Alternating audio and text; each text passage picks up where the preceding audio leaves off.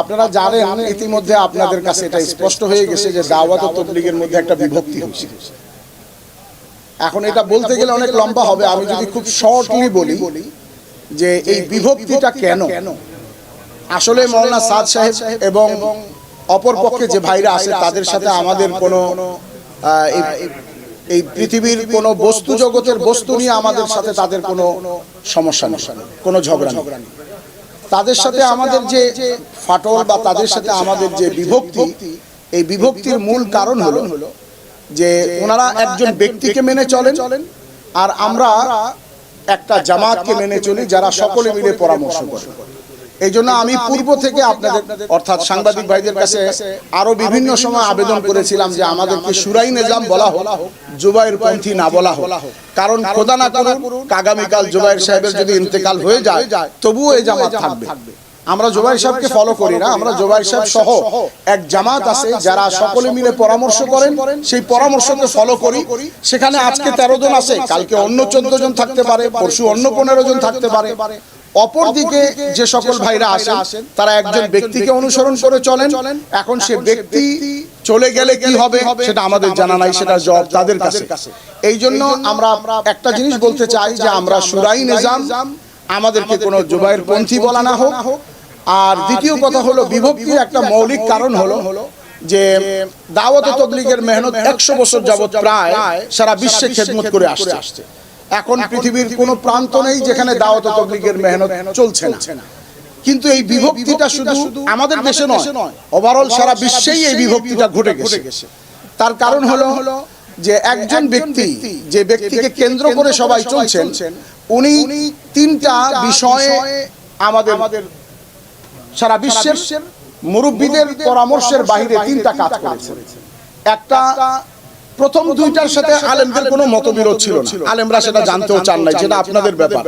একটা হলো দাওয়াত ও তাবলীগের কিছু মৌলিক নীতিমালা বর্জন করে তিনি এককভাবে সিদ্ধান্ত গ্রহণ করা। যেমন এর 4-5টা উদাহরণ আছে। উনি একটা কিতাব চালু করছেন, কিছু নীতিমালা নির্ধারণ করছেন যেটা পরামর্শ করেননি। দ্বিতীয় হলো উনি এককভাবে আমির দাবি করছেন। উনি যদি বলেন এই কথা যে না উনি আমির দাবি করেন না, ওনাকে বানানো হয়েছে, তাহলে এত বড় ইজতেমা আজকে আপনাদের চোখের সামনে, এরা তো কেউ তাকে আমির হিসেবে নির্বাচন করেনি, মানেনি। আর এরা সবাই আলহামদুলিল্লাহ দাওয়াত ও তাবলীগের সাথে। দাওয়াত ও তাবলীগের মধ্যে আমির নিজের দাবিতে হয় না, বরং এটা সকল শুরারা মিলে তাকে নির্বাচন করে। কিন্তু উনি নির্বাচনকে না মেনে উনি নিজেকেই নিজে নির্বাচন করছেন। আর এই 2টা বিষয় ছিল দাওয়াত ও তাবলীগের আভ্যন্তরীণ বিষয়। আর 3 নম্বর জিনিসটা হলো তিনি এমন কিছু বিতর্কিত বিষয় উত্থাপন করছেন যার সাথে ওলামা ইকরামরা একমত পোষণ করতে পারেন না।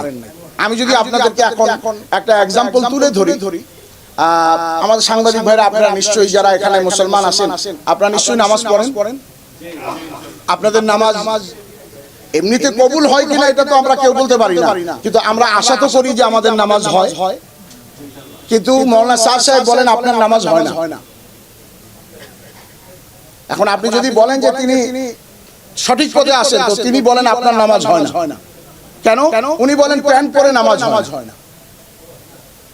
আমরা বলি যে না, নামাজ হওয়া না হওয়ার সাথে প্যান্টের কোনো সম্পর্ক নাই, এটা একটা পোশাকের বিষয়। এমনি ভাবে 1-2টি নয়, প্রায় 86 থেকে 90টি বিষয় উনি এমন উত্থাপন করছেন যে উত্থাপনটা ওলামা ইকরামরা মেনে নিতে পারেননি। তারা বলছেন এই কথাগুলি বাড়াবাড়ি, এবং এই কথার কারণে তাবলীগের লাভের চেয়ে ক্ষতি বেশি। এবং বিশেষ করে উনি একটা নীতিমালা যেটা অবলম্বন করছেন যে ওলামাদের কাছ থেকে পৃথক হয়ে দাওয়াত ও তাবলীগের কাজটাকে উনি বলতে চাচ্ছেন যেটা আমরা করি বা আমাদের তাবলীগের সাথীরা করবে, অথচ তাবলীগের কাজটা দ্বীনের বাইরে কিছু না। দাওয়াত ও তাবলীগের কাজটাও যেমন মসজিদের ইমামতি, ইমামত, খেতাবত, দর্স তাদরিস, লিখনি, প্রবন্ধ ইত্যাদি ইসলামের কাজগুলি যেমন আলেমের কাজ, তাবলীগের কাজটাও তেমনি আলেমদের কাজ। তবে আলেমরা সরেজমিনে কম করেন, তারা তত্ত্বাবধান বেশি করেন। যে যারা বিশ্বের উলামা ইকরাম এক প্ল্যাটফর্মে, উনি আলাদা একটা প্ল্যাটফর্মে দাঁড়িয়ে এই কাজটাকে করতে চাচ্ছেন। এই 3টি বিষয়ের কারণে মৌলিকভাবে ওনার সাথে আমাদের বিভক্তি। এই জন্য আমরা বলতে চাই যে ইনশাআল্লাহ আল্লাহ তাআলা আমাদের তাবলীগের মূল নীতির মধ্যে একটা আছে যে যে কোনো কাজ করো পরামর্শ করে করো।